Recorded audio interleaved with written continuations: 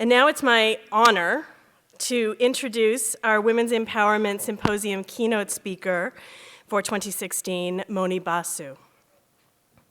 Moni is a senior reporter on CNN Digital Enterprise team. She began in college journalism at Florida State University and has traveled the world many times as a journalist for more than 3 decades. Moni has reported on diversity in America, race and popular culture, technology, immigration, Syria, sexual violence on campuses and around the world, cultural and religious differences, misunderstanding, violence, and opportunity, international health issues, the prison system, and climate change, among other compelling topics. Covering the Iraq War from 2002 to 2013 had a huge impact on her life, leading to national awards and the production of an ebook, Chaplain Turner's War. She has focused much of her work on people who survive immense loss and trauma. And the world is too full of those who have that label. Moni was born in India and has straddled 2 cultures all of her life, which helps illuminate one of her other consistent areas of interest, race and identity. When she's not reporting, curiously enough, for someone whose job involves a lot of airplane time, she loves to travel. If I were you, I'd love to stay home. Moni, we thank you for taking the time to be with us at Champlain College. We can't wait to hear from you, and we welcome you warmly.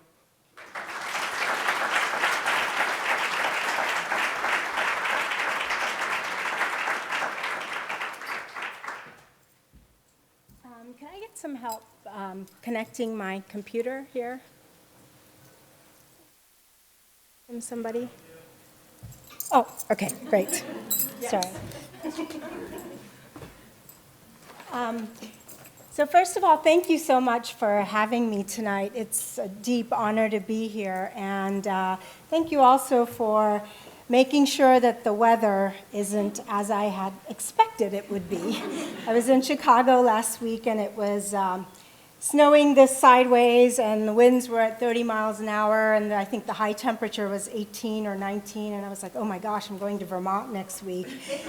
I'm a Southern girl, and I don't do very well in the cold, so I appreciate the warmer weather. It's been, I sat in on the panel discussion this afternoon, and I've had an opportunity to talk with many of you throughout the day. I'm inspired. I teach at the University of Georgia. I teach journalism, and I feel so re-energized by today's events that I want to go back home and try to organize something like this on our campus. I don't think enough campuses have something like this. And as we all found out today from all our discussions, it's certainly a very needed thing. So I just want to start with by telling you about an interview that I did a few weeks ago. It was with a woman named Jennifer Tiege. She's a German woman. Her, I'm sorry. I should be talking here. She is a German woman who was born to a black Nigerian man and a white German woman. And she was adopted by a German family, and she knew about her adoption at a very early age in her life. What she didn't know was that she was actually the granddaughter of Ammon Get, who was a ruthless Nazi concentration camp commandante. For those of you who've seen the movie Schindler's List, the actor Ralph Fiennes played him in that movie. She found this out, this shocking discovery. Can you imagine making this discovery at age 38? Quite by chance, she ran into a book at a library in Hamburg and started piecing it all together and realized that she was indeed the granddaughter of this man. So after the interview, I told her that I too was adopted. It was something we had in common, but unlike her, I had not been able to find out anything about my bloodline, about my lineage. I was actually left on the steps of an orphanage in Calcutta, India, when I was 1 day old. I don't know much about my natural parents. What I do know is that the orphanage where I was left was run by an American missionary named Helen Benedict. And that my mother, my adoptive mother, at the time was learning English at the U.S. Information Society in Calcutta, because my father knew that he would be traveling to the United States soon, and he wanted my mother to practice her spoken English. So she had been invited to this luncheon at the U.S. Information Society, and she happened to be seated next to Helen Benedict at that luncheon.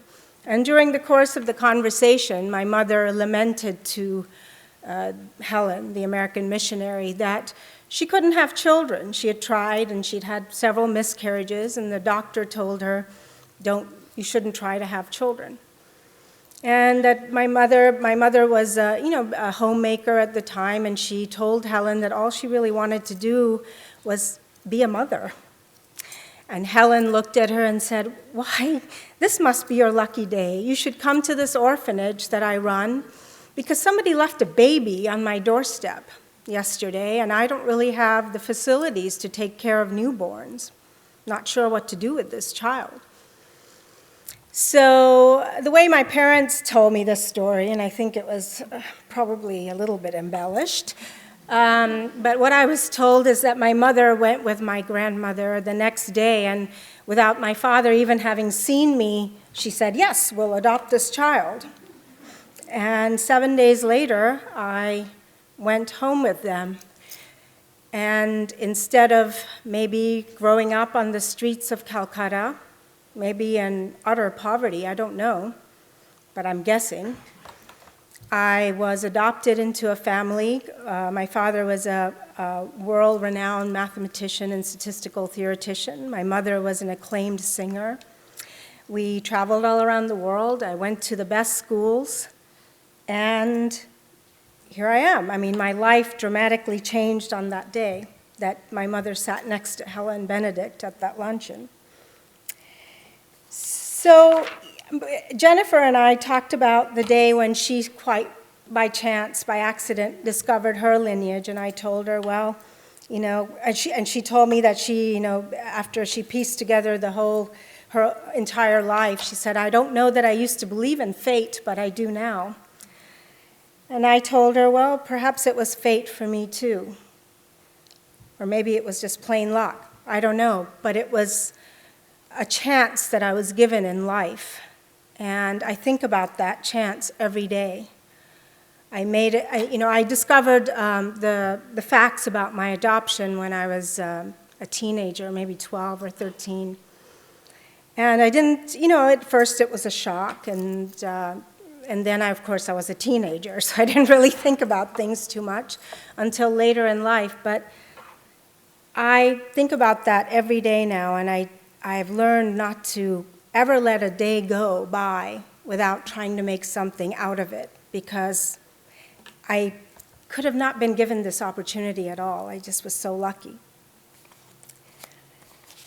And we talked a little bit this afternoon about opportunities and how to make the most of every situation that you get in life, and not to squander those chances. So I've been a journalist now for 33 years. The weird thing is that I had never intended to become a journalist.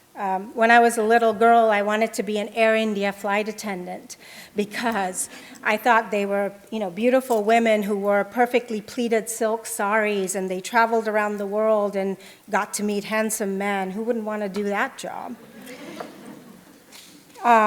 When I became a little bit older, I broadened my ambitions a little bit, and I wanted to become a diplomat or join the United Nations. I caught the travel bug at a very early age from my father, and we traveled all my life when I was growing up, so I wanted to have some kind of job where I could travel. So why not the United Nations?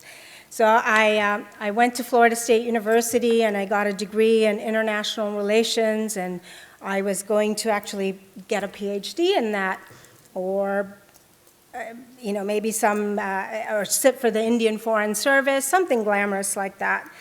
But anyway, my mother she suddenly had a massive stroke. Just came out of the blue suddenly in 1982 on my 20th birthday. She had a massive stroke, and it changed my life again, because I abandoned my studies and found myself becoming my mother's primary caregiver. My father had macular degeneration in his eyes and couldn't drive, and we were living in Tallahassee, Florida, where if you didn't drive, things were very difficult. It was a small city.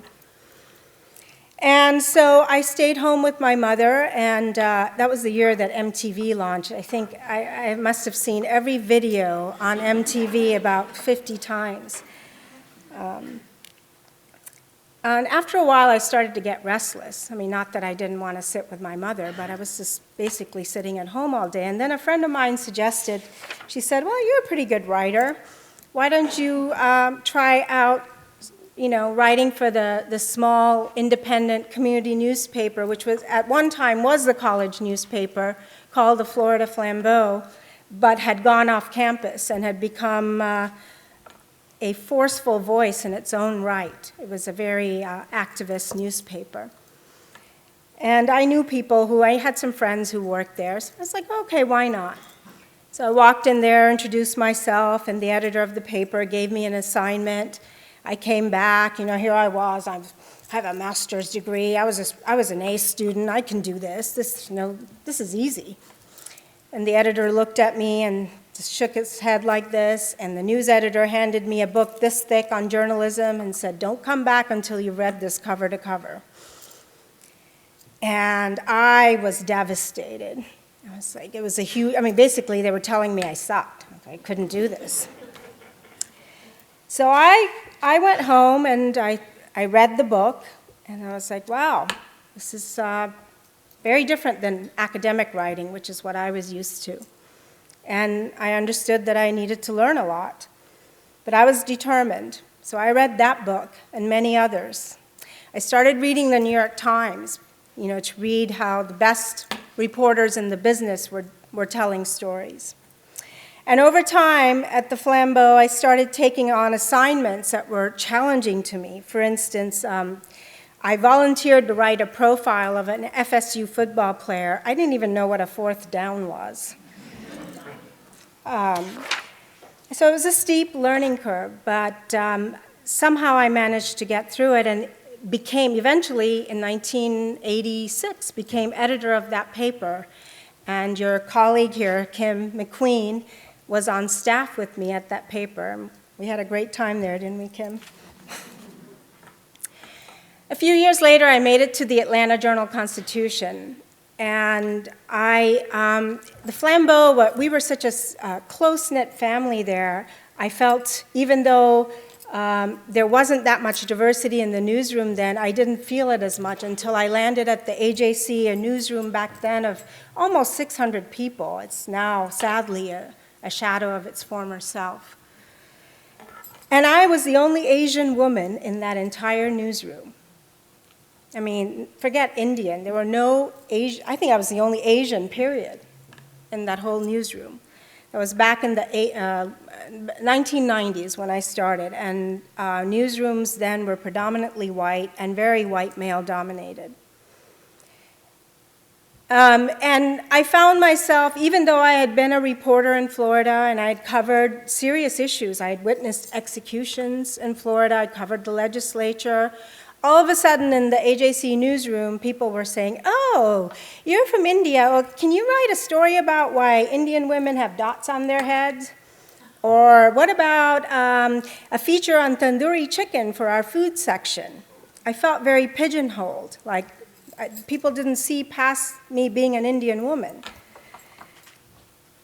And that was especially true when I finally became a front page editor. I worked on a desk with mostly men, and who I found out later, were making a lot more money than I was. But beyond the salary discrepancies, I felt that I had to constantly prove myself. I heard gossip in the newsroom that I had been promoted to that job because of the color of my skin and my gender. And it hurt when I heard that. It hurt that I felt that I had to prove myself over and over again. And back then I was young and I lacked the self-confidence to feel good about who I was, about my identity. And sometimes I think that all of that pressure eventually led me to go away from editing. So, newsrooms, the way they work is you get on an editing track and you move up to the top. And back then, that was what a lot of women aspired to in the newsroom, because there just weren't that many women in positions of power. But I don't know if that was if that affected me subconsciously or what, but I decided that I wasn't going to do that anymore, and in the mid-1990s, I went back to reporting. I chose to return to reporting because it was what I loved, and it was because I felt that I was good at it, and I didn't have to constantly feel like somebody was watching to make sure that I could do my job. Now, looking back on everything, I'm very happy that I followed my heart. I think all of us should follow our hearts and do in life what we really want to do. I think all too often that women aspire to a definition of success that has been shaped by male-dominated social and cultural expectations. I was on a management track to shoot straight to the top of the newsroom. That was the definition of success for a woman in journalism. That is what I thought I should be aspiring to. I mean, not that there's anything wrong with that. We need women in those positions, but it wasn't for me. It was years later that I realized that really it was okay not to reach the highest rung of that career ladder. It was more important to do something I loved. For me, it was a matter of whether my work was steeped in the things I held important in life, whether it reflected my values. I wanted to make a difference in the world, and I knew I had to find a way to marry my skills with my passions. I mean, don't we all want to do that on some level in our lives? I hope so. How will I make an impact? How will I contribute to building a better world? Don't we all ask these vital questions? I found myself guided by my own history. I could easily have been that beggar on the streets of Calcutta that photojournalists were taking pictures of. How could I make people in Atlanta, Georgia, care about people like that on the other side of the world who were so different than themselves? I wanted to write about complex issues like poverty, social injustice, gender bias, but in a way that my audiences could understand and feel sympathy. I wanted to tell stories about people in such a manner that a reader who had no idea what life was like on the other side of the world could still feel emotion, because ultimately it was a story about love or loss or hope or grief or sorrow or pain or perseverance or kindness or cruelty, all the things that we share as human beings. I knew what I wanted to do, but I wasn't sure how I would deliver. And then America invaded Iraq. That was in 2003. I don't know how to describe it other than to say that it was life-changing for me, which sounds kind of cliche, but I think it's cliche because it's true. War has a way of clearing all the crap out and distilling life to its rawest form. A soldier once joked with me that war was kind of like being on acid. You see everything with so much more clarity. There's no time in the midst of war for things that don't matter. Every day, every hour, every minute, every second counts. I learned a lot about humanity as I was dodging bullets and bombs and living with constant uncertainty. I had suffered great personal loss in 2001 when both my parents died within 2 months of each other. But in Iraq, I was surrounded by loss all the time. Over the years, I think about all the people who were killed or injured, people whose lives were shattered. Most I did not know, but there were far too many that I did know. One of them was a woman named Margaret Hassan, who I met in the fall of 2002 on my first trip to Iraq before the war started. Margaret was the head of CARE International in Iraq, which CARE, of course, is one of the largest humanitarian agencies in the world.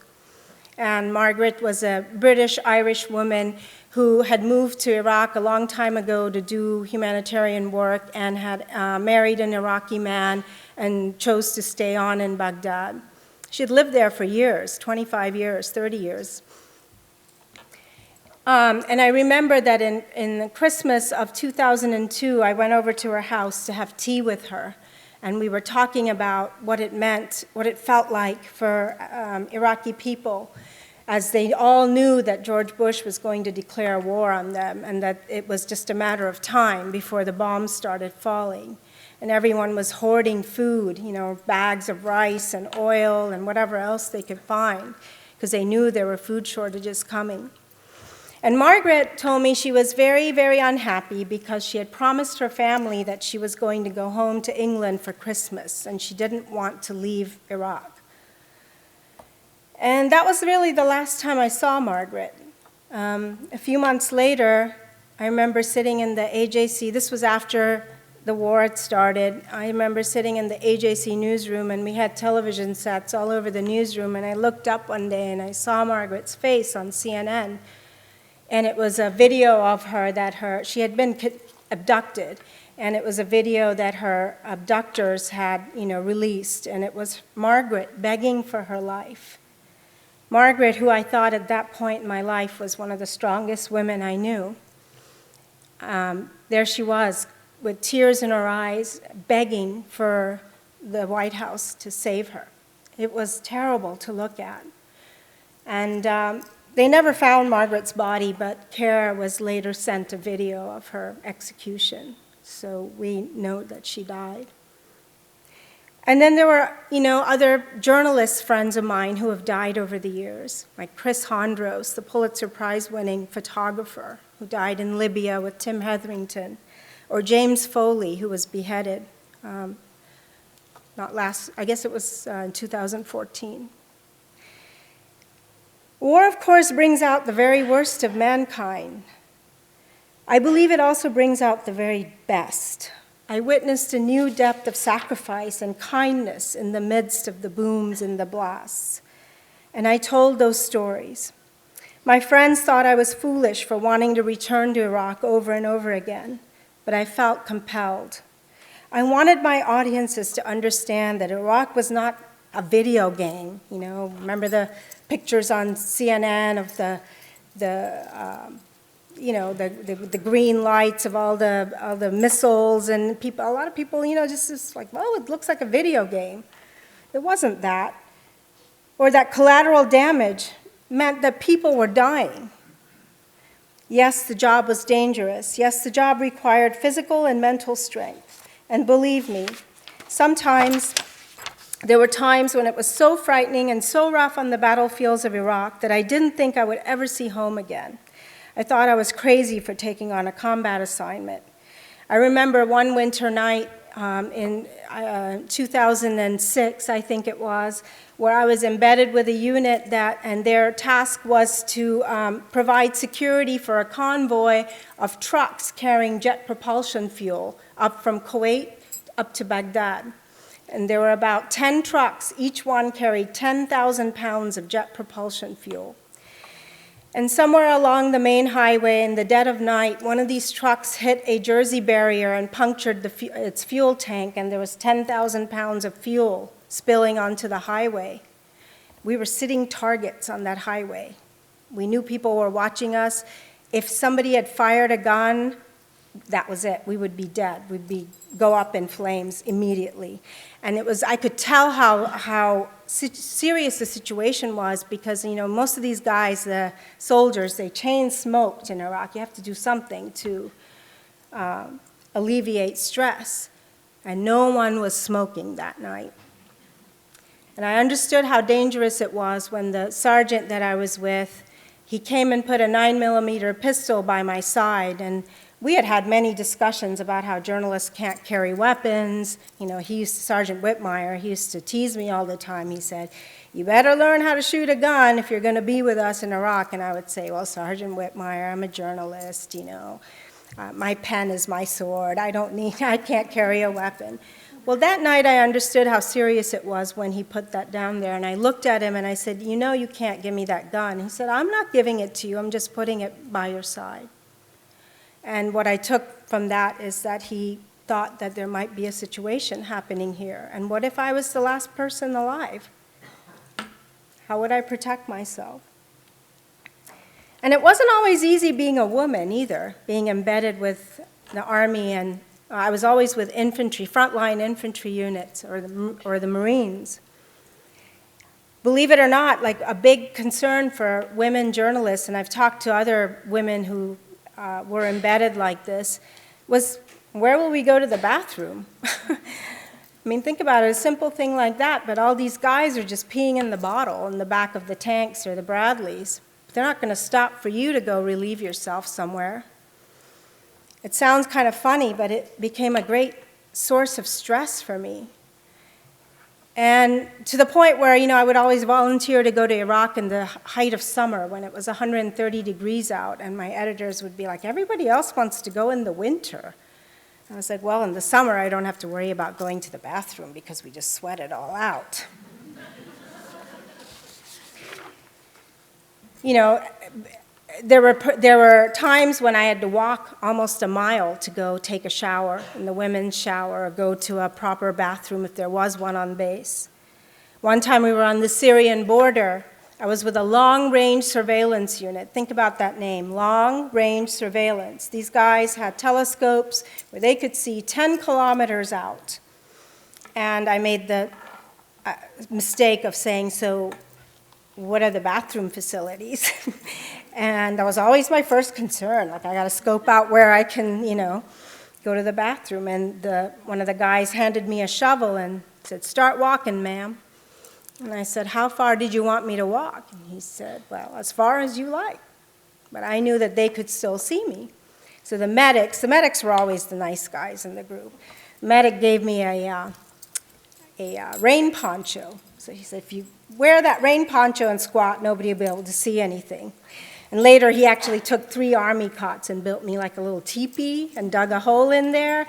And when I went in there was like magazines and little wildflowers. He'd set up a whole spa for me. I'm friends with his mother to this day because I had thanked his mom profusely for raising such a nice son. So yes, Iraq was challenging, but it was also a place where I discovered, for the first time really, that being a woman journalist had its advantages, and I learned to embrace it. I remember one time when I was with a unit, it was a National Guard unit from Georgia, and they had just gotten to Iraq. And within 2 months, they'd been there 2 months, and within the span of 1 week, 8 guys from a platoon of 16 were killed in horrific fashion. Their Humvees rolled over an improvised explosive device, and the whole thing blew up. So imagine a tent with 16 guys, and then suddenly 1 week there's 8 empty beds. And these are guys they had been training with, had spent night after night with for more than a year at that point. It was horrible. It was just horrible. They were having a hard time processing it. I covered the memorial services, and I tried to, you know, see if the commander of the unit would let me talk to these guys, and the Army was very, very skittish about all that because they didn't want any, you know, details about the deaths to get out to the families before he had had a chance to speak with them. So one night, one of the soldiers from that unit came to my tent, and he said, could I talk to you for a minute? That minute turned into 3.5 hours. He sat in that chair, and he cried and told me everything that happened, and I understood that he needed to tell somebody. He was grieving, and you know, the Army has sometimes a very like suck it up kind of mentality, like you're seen as a wuss if you talk about all this stuff. But I understood then, you know, he told me like, well, it's okay to talk to you because you're like, you know, it's like talking to my sister or my mom or something. And so I learned that it was easier for them to speak to me. If I had been a guy, maybe they wouldn't have done that. And the same went for Iraqis. You know, I had access to so many Iraqi homes because I was a woman. A lot of Iraqi women are very conservative, or a lot of households are very conservative. They would never let a strange man come in and talk to their women. But I was always invited to go back to the kitchen and chit-chat with everyone. I have a story out today about Syrian refugees in Canada, and the woman who is the focus of that story, she would never have spoken to me if I'd been a man. And she wasn't going to speak to me even though I was a woman. I mean, she was just very wary of the press, but I managed to spend some time with her, and enough so that she trusted me with her story. So I learned that there were advantages to the way I looked. And, you know, I don't think I would have been able to write the stories I'm most proud of had I not been a woman. And I don't think the stories I am most proud of would have been powerful without the women who are their subjects. Over the years, I've met thousands of fascinating people in so many different places, under so many different circumstances. Our paths would never have crossed had I not, sort of by chance, become a journalist. And I am wiser for them, and richer. And I don't mean money-wise either, because journalists don't make very much money. So if any of you are planning to become rich as a journalist, you just put that away right now. I'm talking about people like a Mexican man named Chino, who dedicated his life to searching for people buried in the rubble after an earthquake. I met him in Haiti in 2010. He showed me perseverance and hope. A woman in Talafar, Iraq, who lost 28 members of her family, her husband, her children, her siblings, in a single suicide bomb blast. Everyone she loved was gone in an instant. She showed me the true meaning of grief. A boy whose left arm was taken off by a shark, who used humor to get through his ordeal and return to school as soon as possible. He even sent his surgeon a thank you card with a shark on the cover. He showed me determination. A man whose wife was on the doomed Malaysia Airlines Flight 370, who shared with me his inner dialogue with the soulmate he had just lost. He soldiered on with life for his sake and their daughters. He showed me strength. A nun guided by the teachings of Christianity, who has been ministering to death row inmates for 3 decades. She believes that that's what Jesus would have done, been with them at their hour of death. She showed me faith. And 2 women I wrote about in recent months who showed me courage, enough for me to finally come to terms with my own reality. The first was a woman named Mathura. She was at the center of a landmark rape case in my native India in the early 70s. I had heard about her many years ago, but I began to hear her name after the 2013 gang rape in New Delhi. I'm sure that all of you remember that case where the young woman was viciously raped by 5 men on a moving public bus in New Delhi. She later died of her injuries. The injuries were so horrific.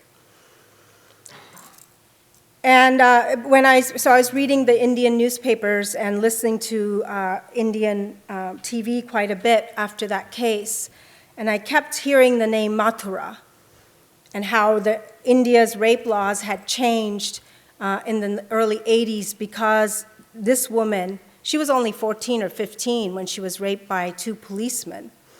But this woman had the courage to take her case to courts when few women did. Rape was such a stigma, still is, but it was even a bigger stigma then. And God forbid that any woman should actually go to court with press charges for rape. So I became fascinated with her case. Like, what happened to her? She was only 14 or 15, maybe 16. You know, poor people in Indian villages rarely have documents that prove their age. And everyone wrote about her back then, and then everyone was mentioning her name now, but nobody really knew what happened to her. And I got more and more curious, and I thought, wouldn't it be great to find her and sort of tell the story of how far my homeland had really come through Mathura's eyes? So I persuaded my editors to send me to India to try to find her, and she lived in this very small village in central India, where Googling doesn't really work. You can't really do Google Maps and find someone's address that way. So it took many weeks to find her, but I finally was able to meet people who knew where she was. And she had basically moved to another village and was fortunate enough to have been able to marry a man, somebody, often women who are raped can never get married in India because somehow they're the ones who asked for it, or they're seen as tainted somehow.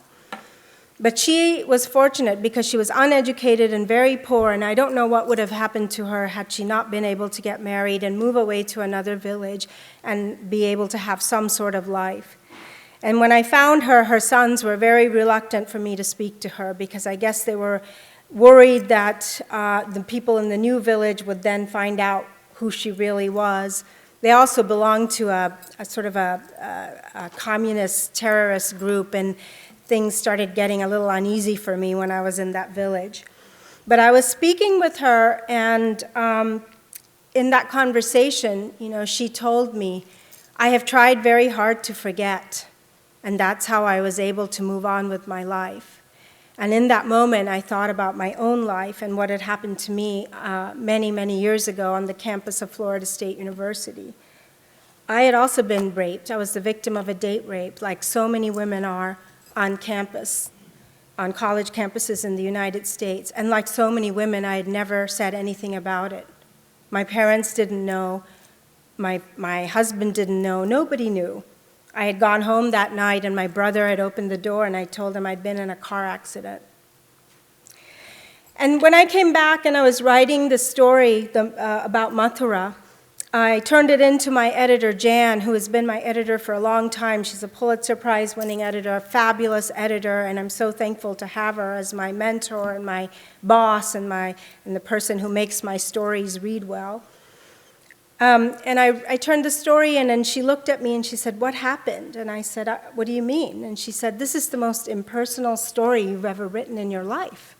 It's so distant and so wooden, and it's so not you."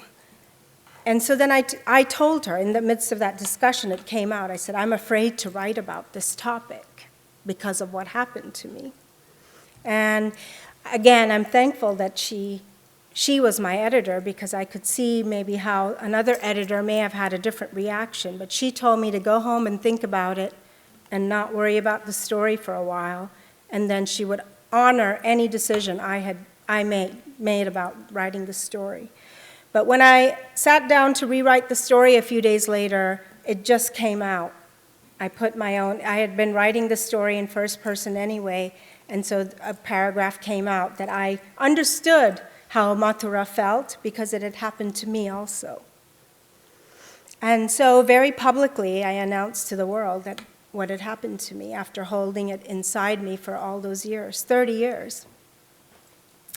But that story led to another story that I'm very, very proud of that came out last November and took me back to my alma mater. Last year, CNN aired the movie The Hunting Ground, which is about campus rape. I don't know how many of you have seen it, but if you haven't, I encourage all of you to see it. I think you can see it on Netflix now. But I was asked to write a companion piece. When CNN airs something on TV, often the digital department produces a multimedia or interactive piece to go online with it. And I knew immediately who I wanted to write about. I wanted to write about a woman who I had spoken with for just a few minutes back in 1986, back at Florida State University, who had been at the center of a vicious gang rape at a fraternity house, the Pi Kappa Alpha fraternity house. The Pikes were a big deal on campus, and it was a big case because it was one of the first times that the district attorney decided to go after such a powerful fraternity house for sexual assault. And I wanted to go back and find the woman at the center of that case because she had never been given voice. She didn't want to speak to the media back then, which is understandable. She felt very ostracized on campus. And I always regretted that the media had never sought her out at any point and let her tell her side of the story. We knew everything there was to know about the frat boys, but we never found out her story.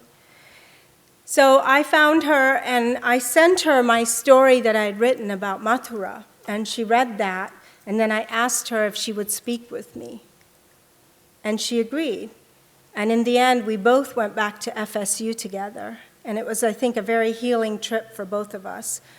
She had not been back to campus since her rape, and I had really not been back to campus. I've been back to Tallahassee many times, but not really to campus since I left in 1990.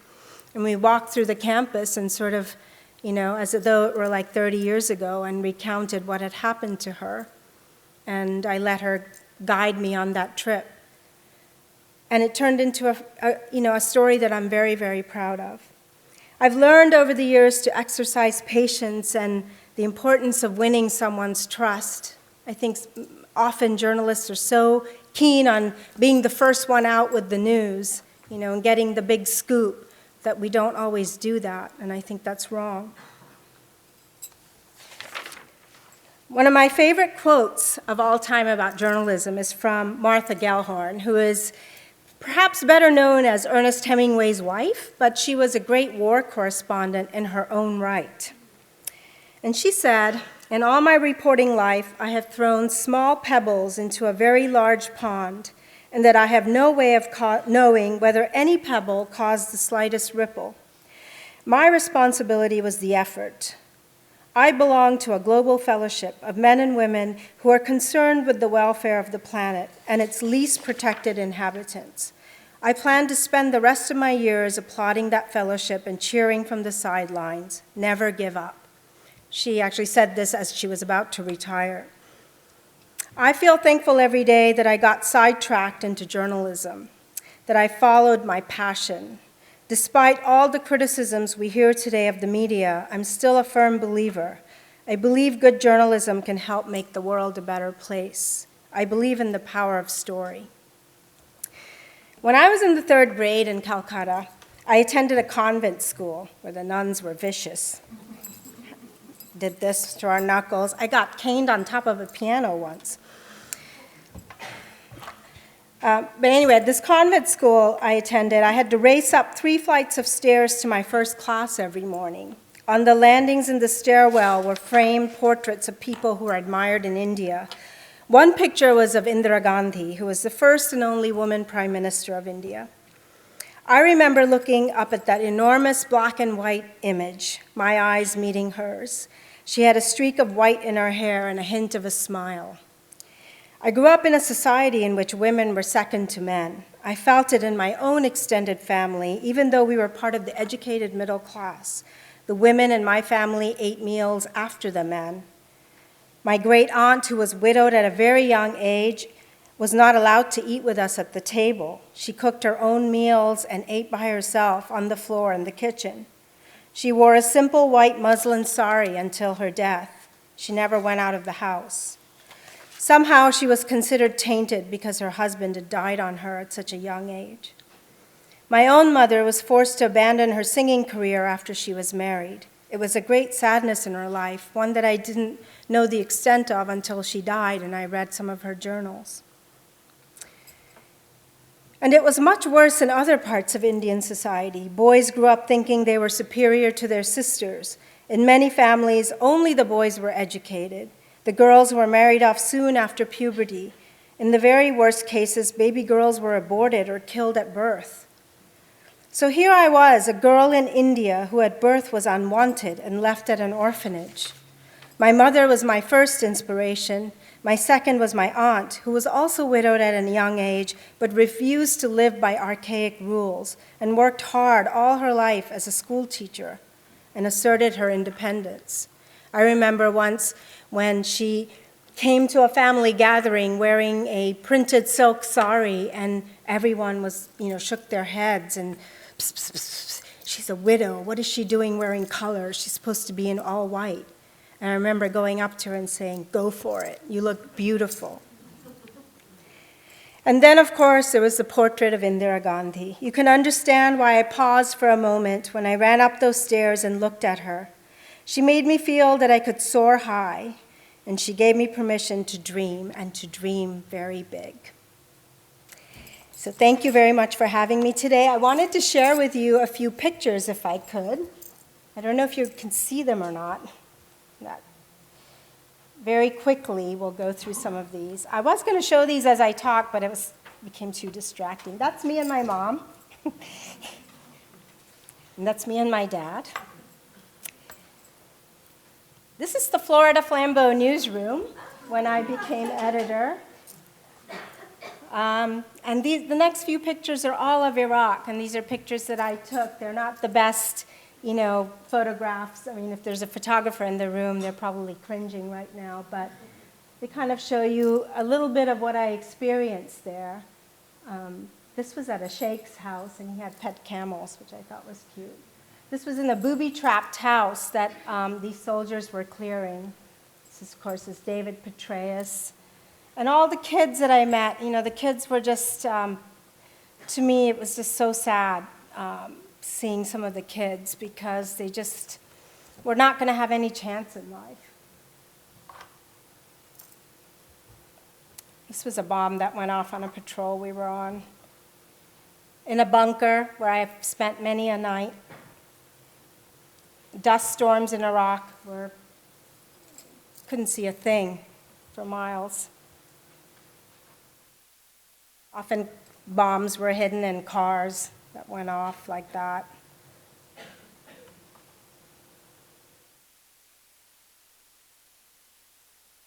And then these are Yazidi kids who actually came. The Yazidis were in the news last year when ISIS, went into northern Iraq and started attacking some Yazidi villages, and many of them were actually trapped for a while on the top of Sinjar Mountain. This was the bombing in Tel Afar, where I told you I met a woman who had lost 28 members of her family. What happened was there was two trucks came into the middle of town, and they were trucks carrying sugar and flour. And so people flocked to the trucks because they were carrying food. So there were about 500 people surrounding the truck, and then the suicide bomber blew up he blew himself up with the trucks, and I think 274 people died that day. 9 blocks of the city were destroyed.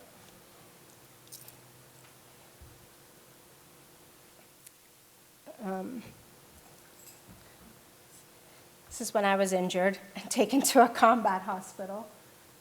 This was at a Marine base in Ramadi, where they said, we don't have any place to put women, but the boys' bathroom is empty in the school. So if you don't mind sleeping under the urinal, it's, you're welcome to it. So I was like, okay, at least I have privacy. This was a little girl whose life I've been following for many years. She was born with spina bifida and was brought to Atlanta for surgery and then returned to Iraq, and then everyone sort of forgot about her. And obviously you can imagine the life of a disabled child. Oh, so I wanted to stop this and go back and show you. This is Chino, the Mexican man I told you about. I met him in Haiti, and this was at the United Nations building where all the UN workers were staying. The hotel collapsed, and that was where he was. And there was a man and his son trapped under the rubble. The woman was not in their apartment when the earthquake struck, and so she survived. And so she would come every day and sit with him. And he would go climb under, and they were called moles because they went in the rubble like moles and looked for her. And so he never gave up hope. They would go in day after day after day when, many people might have just left. But he said, I'm not leaving until I find them. And eventually they did find them, of course, and they were dead. But the woman later told me that she couldn't have gotten through the ordeal without this man's, sense of hope and everything that he gave to her during this search. Otherwise, she would have probably gone mad. And this is the woman who lost the 28 members of her family. That's the boy who lost his arm. These are people I remember from all my stories. This is the man whose wife was on MH370. And this is Helen Prejean, the nun, who I've been writing about for many years. Let's quickly go through these. These are pictures of Haiti. I had to learn how to operate one of these cameras. That wasn't easy. This is Nepal last year in the earthquake. Also very devastating. Lots of people died. This is a girl that I'm actually going back next month to write about her. She lost her leg in the earthquake in Nepal, but somebody ran across her. And this guy was actually a travel agent, and he took her back to Kathmandu, and he was like a good Samaritan for her and had her fitted with a prosthetic. So she's actually going to school now. She's living with him. So it's a story of how, in the midst of all that devastation, one girl actually, there was a good ending to a story. This is my friend Hala, whose family actually saved my life in Iraq. In 2003, I went in, 2 days after the US stopped bombing Baghdad, I drove into Iraq from Jordan in a car with a photographer, a friend of mine who is Iranian. So it was just the two of us and the driver.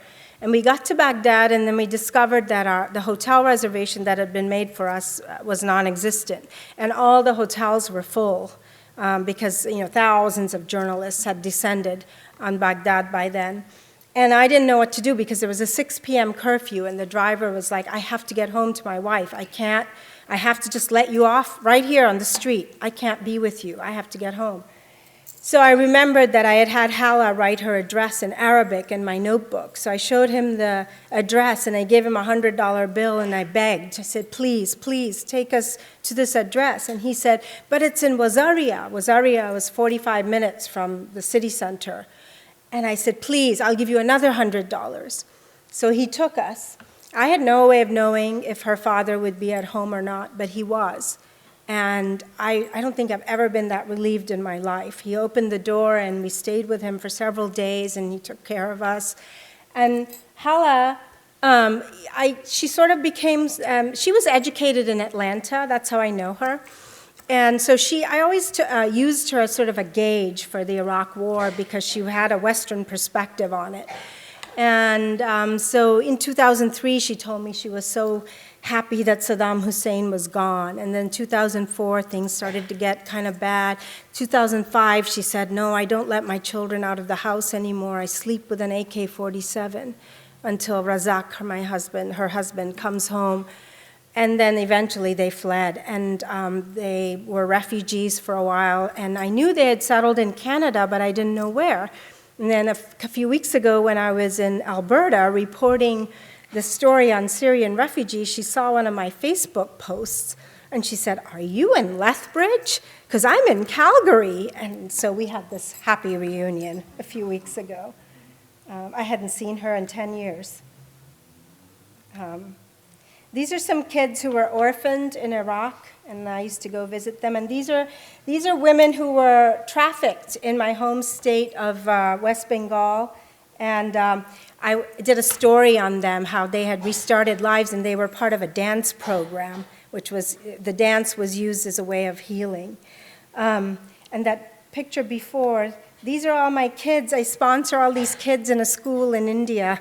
They're slum kids who wouldn't go to school otherwise. And so I pay for their education from first grade until graduation. And some of them now actually got college degrees, and they're working, and they no longer live in the slum. So it's very rewarding for me to do this kind of work. I go home every year and teach at the school where they go. And this woman I just wrote about, the story hasn't come out yet. She worked for my mother for many years, and she made $2 a month washing dishes at my parents' house. And I wanted to write about income inequality in India, but tell it through her eyes, because no one ever asks poor people in India what they think about all the changes that are happening there.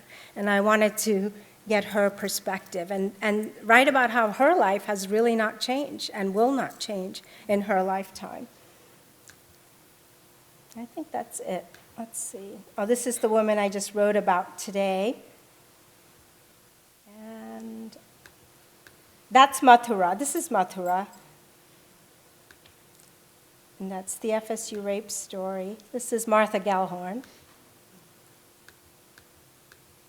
Quickly go through these. I think I just wanted to show you. That was me at Machu Picchu when I really felt like I was soaring high. And I just wanted to end with one picture that shows you how I really feel on most days. So thank you so much for the opportunity.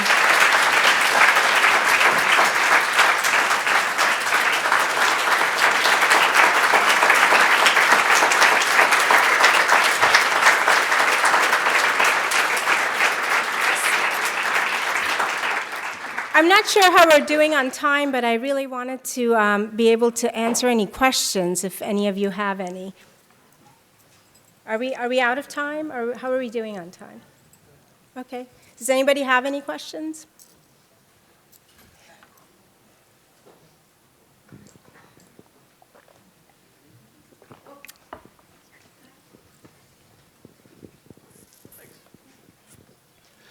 Hello, thank you so much for coming to speak with us. I'm teaching a course called Environmental Communication, and my students and I have been looking pretty closely at what makes something newsworthy. And I can tell you have a very keen eye for human stories. It was mentioned in the intro, you've done some around climate change, and I'm sure you'd agree this is a dramatically undercovered topic. I'm wondering your thoughts on what some of the challenges are for perhaps telling the human side of climate change, or just what it's been like pitching stories around climate change. Just any thoughts on that? My students and I would love to hear it. Thanks. So I actually haven't written that much about climate change, but I have a colleague, John Sutter, who did a whole series called 2 Degrees for CNN, and I encourage you to Google that and look it up. And I think that what he would tell you is, yes, climate change is a very challenging topic to write about, and if you work for a big media organization, the trick is then how to get them to play it up. And what he would tell you is, and I would say this is true for all stories, is to find people to tell the story through. Because if you write about climate change as a topic, it's very hard. But if you write about people whose lives have been changed or affected by climate change, I think that ultimately everyone, all of us as human beings, we like to read about other people. And so if you tell a story of someone who has been affected or someone who is working on some aspect of climate change, I think that's a great way to start.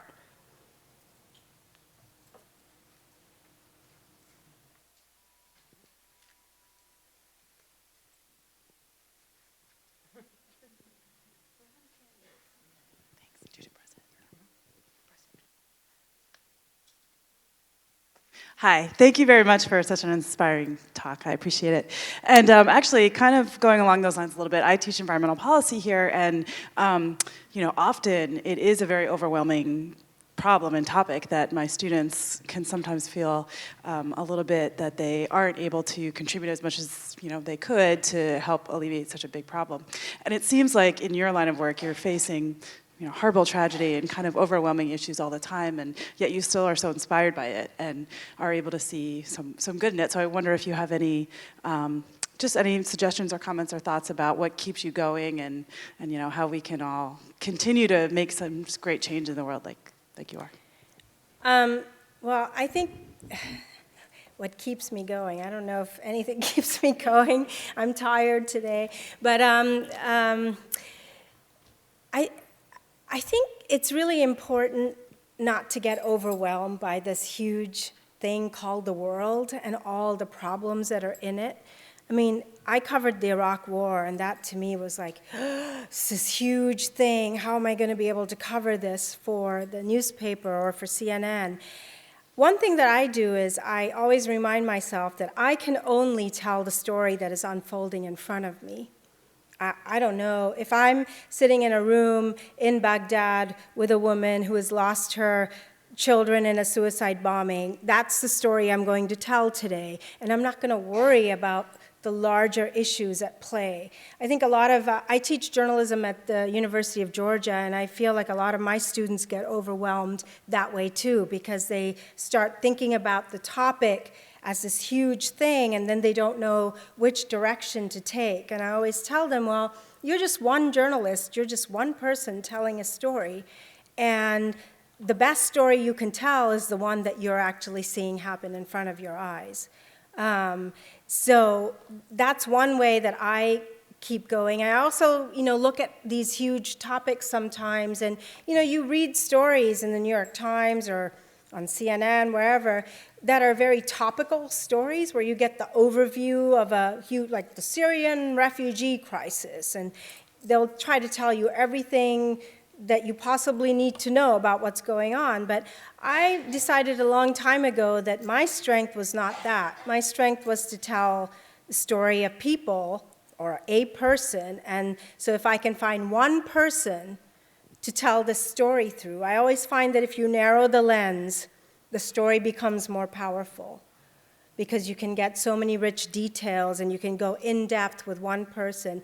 And if there's a story arc there, everyone likes to hear stories, from beginning to middle to end. It's sort of like once upon a time there was, and you're hooked, the reader's hooked and they want to keep reading to the end.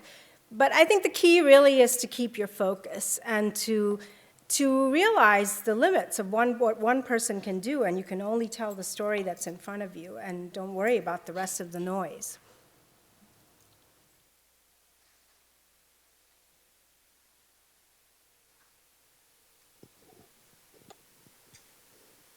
You started to tell a little bit about your life, and I was wondering how much of your adoption actually shaped or influenced your career. How much my adoption? Well, I don't know what I would have been if I hadn't been adopted by the people who adopted me, but certainly I think my father was a huge influence on my life because he loved to travel. He was a university professor who turned down tenured positions just because he wanted to, we would live in a place for 6 months, then get up and go. I went to schools in 9 different countries when I was growing up. And so I got that sense of adventure from my father, and that certainly influenced my career choice. As I said, I wanted to be a flight attendant and then a diplomat, and then kind of fell into journalism by accident, but it was a good career choice for me, because certainly every day is a big adventure in my profession. 2 days are ever the same. You walk into the newsroom and you just don't know what's going to happen that day, right? So I would say that there's probably a really good chance that if I had not been adopted, that I would probably not be a journalist. The people who raised me were, my father especially was the big influence in my life when I was growing up. My mother to a certain extent, but as far as this adventure bug goes, it was definitely my dad. I was definitely daddy's little girl when I was growing up. Thank you.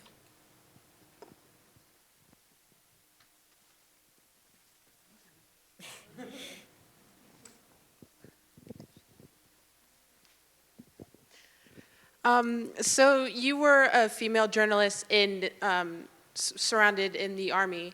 Did you ever do a story about women that were active in the Army, maybe in the front lines, maybe? Yes. One of the first stories I did from Iraq was called Not Your Mother's War.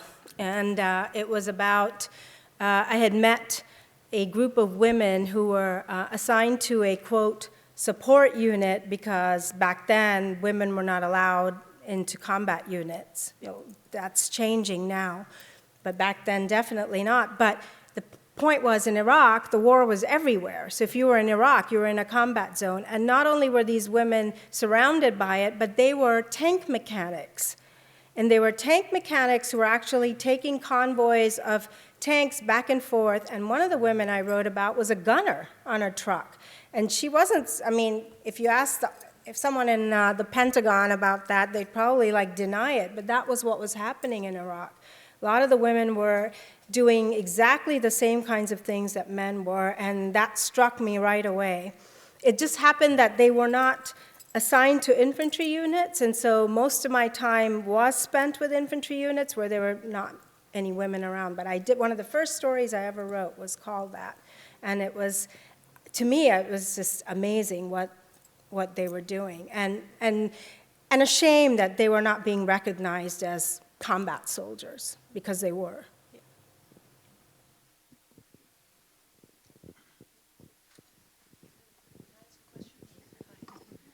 Hi, I noticed that you had a camera in one of the photographs, and it was quite large.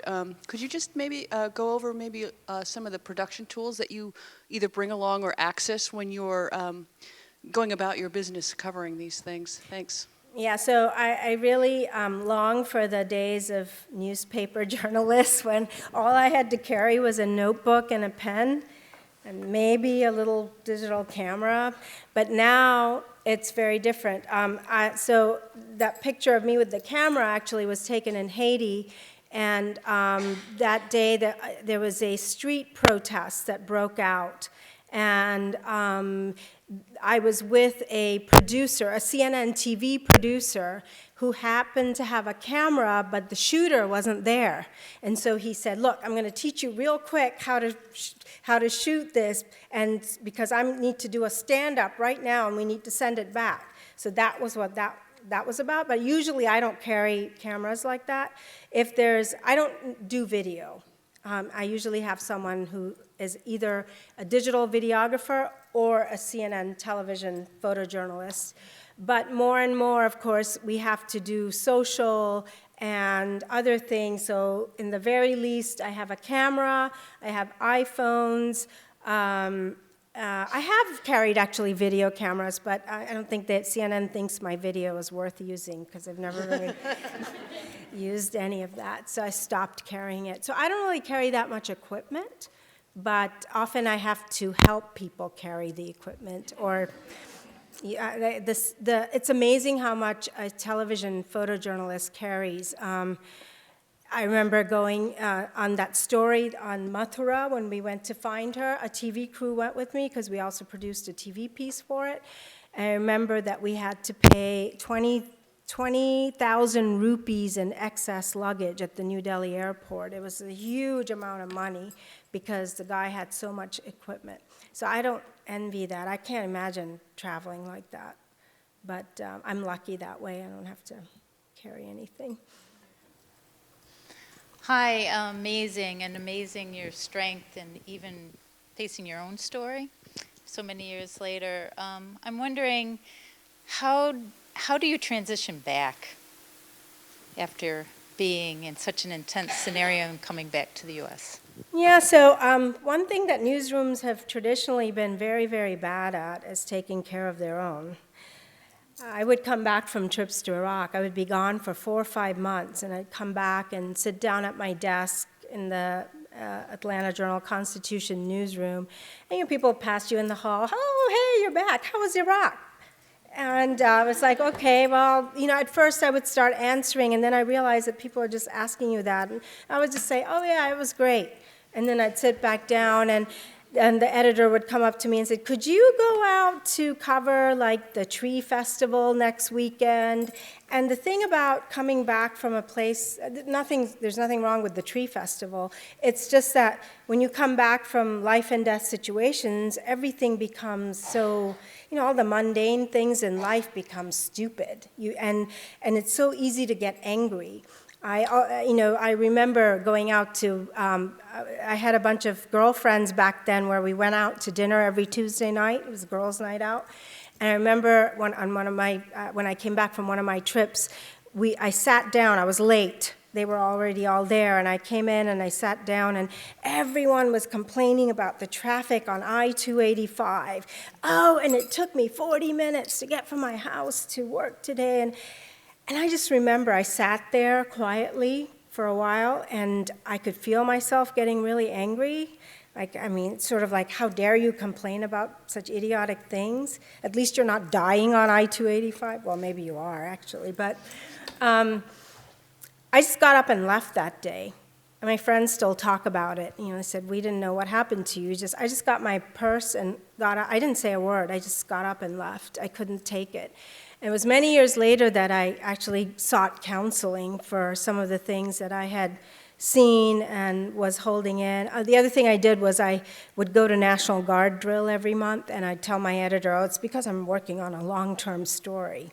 That was BS. I wasn't working on a long-term story. I just wanted to go be with this unit that I had spent time with because they were the only ones I felt who could understand. And so we'd sit there and chit-chat about what happened.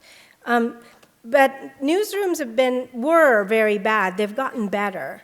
I think there's, and a global organization like CNN, there is that understanding that journalists are people too. We're not robots. You can't keep witnessing bad things over and over and over again and have it not affect you. A good friend of mine, Joe Duran, was a photographer, photojournalist for CNN for many, many years, from the very start of CNN, when Ted Turner started it in the 80s. And he had been to every conflict zone. He'd been to Palestine and Rwanda and Bosnia and Iraq and Afghanistan. And I remember in 2010, when I was going into Haiti, I went through the Dominican Republic. And I was in my hotel lobby when I saw Joe there, and I knew that Joe had gone in with Anderson Cooper a few days before that. And I looked at him and I said, Joe, what are you doing here? Why aren't you in Port-au-Prince?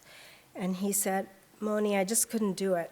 I couldn't look at another body. And they were, at that time they were, putting people in mass graves, they were just bulldozing bodies and just, dumping them in graves. So many people had died. And so it took Joe like all those years, and he finally reached his breaking point, and he realized he couldn't do it. And CNN was very understanding. They let him come out right away. But when I started covering Iraq, the newspaper was not so understanding. And it was partly because, it was a new thing for the paper, and the people there were not used to it. And so they didn't know that when somebody came back, there's like there's a transition time where you have to be extra sensitive and caring. The editor sent me one time to see a therapist, but the woman was a marriage counselor. And I wanted to talk about war, and I was like, okay, she's not going to help me. So, and there are other organizations for journalists. I belong to the Dart Center for Journalism and Trauma, which is a great organization that was started actually when Afghanistan and Iraq erupted. And it was started by a guy at Columbia who recognized the need for such an organization because so many journalists were going off to war all of a sudden. And now, of course, it's even worse because, in the beginning days of Iraq, if you put press on your car, you were somewhat insulated from danger. But now, of course, they'll go after you even more. And people try to hide the fact that they're with Western media because that makes you more of a target, as we've seen with some of the beheadings, for instance. Hi, my name is Dominique, and I'm a second-year broadcast production major. Firstly, I'd just like to thank you for being here and sharing your story. Secondly, my question for you is, how do you curate your stories? Where do you find them? And do you ever find it difficult to share such personal stories and try to ask other people to share theirs? So I'm sorry, I'm not sure I understand the question. How do I curate my stories? Did you say that? Where do you find them, and how do you travel so far across the world and find such personal stories of others? How do I find the stories that I write about? Some of them I kind of run into, but some of the ones that I talked about today, for instance, the Mathura rape story, I was very determined to find her. And so I made a lot of phone calls and discovered where she was. The story that was published today about Syria, I made at least 60 phone calls to Canadian cities and talked with people, and or sent emails, either called or emailed a lot of cities across Canada. And then it was what this one man told me in the course of a phone conversation that made me think, oh, well, this will be a good story. And then I started pursuing it. But often, like, for instance, the story about the girl who lost her leg in Nepal, I quite by chance ran into her at a hospital in Kathmandu when I was there last April after the earthquake. So I think it's a combination of things. But because I write longer stories, and my stories are, I used to write breaking news, but I don't do that anymore. Oftentimes I have to actually create a budget for my story and send it to my bosses and tell them how much it's going to cost, what the logistics are. If I'm going to some place that's unsafe, I have to have security with me. So it forces me to make a lot of phone calls and ask a lot of questions even before I've hit the ground with it. I don't know if that answers your question.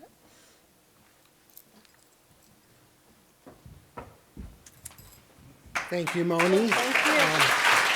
You can stay up here. Okay. Could Maggie Bean and Nina Noor please join me on stage? Oh, here they are. Awesome.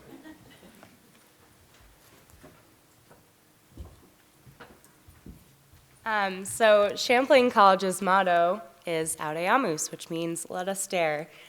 And if being the only woman in a sea of men and going into combat to tell a story is not daring, I don't really know what is. So I definitely learned a lot about perseverance, especially with this picture right in the end, because you got out of that tent and you kept going, and that is remarkable to me. So on behalf of Champlain, I'd like to thank you. Thank you for having me. Thank you. Yeah, thank you very much. Thank you.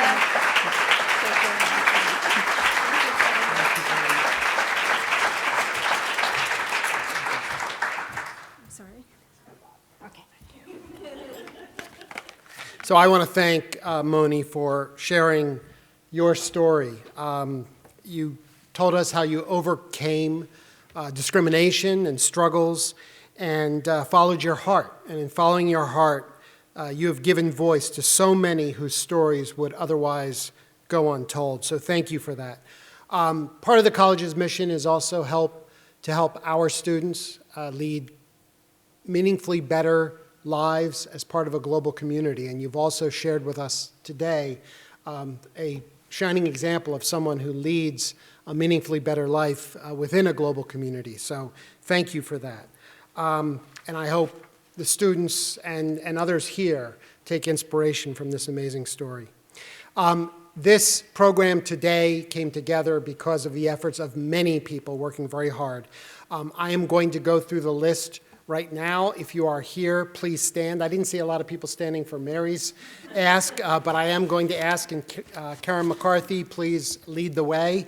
So Karen is the chair of the effort. Leslie Averill, Maggie Bean, Ree Blaisdell, Tiffany Harbrecht, Jimena Huaco, Nina Noor, Mary Lee, Megan LeMay, Nicole Lentine, Kim McQueen, Lisa Mazzariello, Maggie Melvin, Roshan Namazi, Robin Plouffe, Laurie Quinn, Trey Robertson, Shayla Scribner, Jen Sweeney, and Leandre Waldo. Thank you very much for your effort.